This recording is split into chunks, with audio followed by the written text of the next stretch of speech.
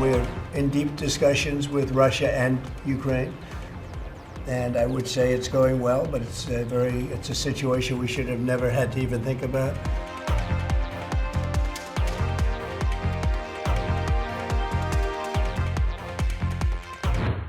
The United States reached deals on Tuesday with Ukraine and Russia to pause attacks in the Black Sea and against energy facilities. The U.S. agreement with Russia goes further than the deal with Ukraine, as the Trump administration agreed to help seek the lifting of international sanctions on Russia, something Vladimir Putin has long sought. The separate agreements are the first formal commitments by the warring side since the inauguration of Donald Trump. We are making a lot of progress. Trump is pushing for an end to the war and also a reconciliation with Moscow that has alarmed Kyiv and European countries. We're in deep discussions with Russia and Ukraine, and I would say it's going well, but it's a situation we should have never had to even think about.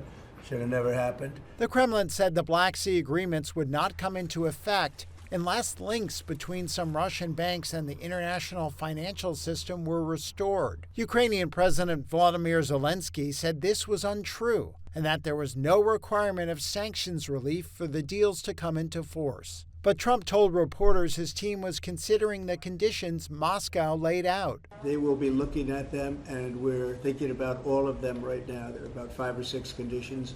We're looking at all of them. Kyiv and Moscow both said they would rely on Washington to enforce the deals, while expressing skepticism that the other side would abide by them. Here's Zelenskyy.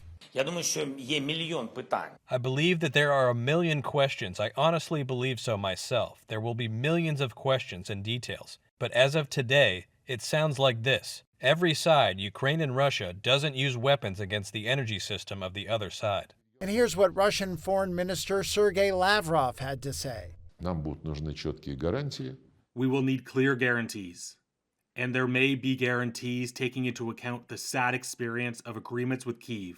Guarantees may be only the result of a direct order from Washington to Zelenskyy and his team to do this and not any other way.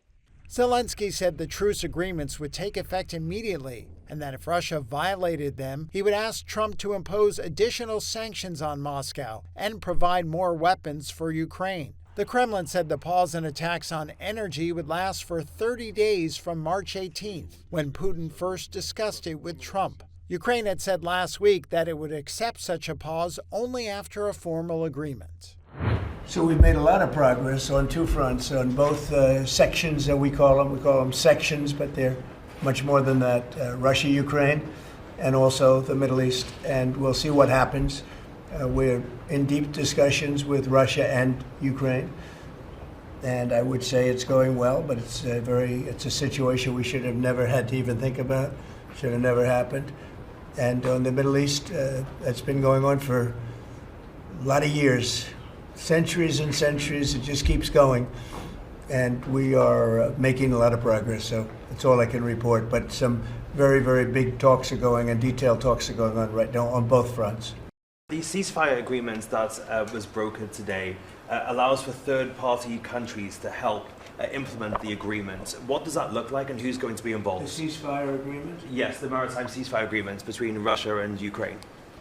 Well, they're going to get together. Look, they agreed to something and it got broken. There's tremendous animosity. There's a lot of hatred, as you can probably tell.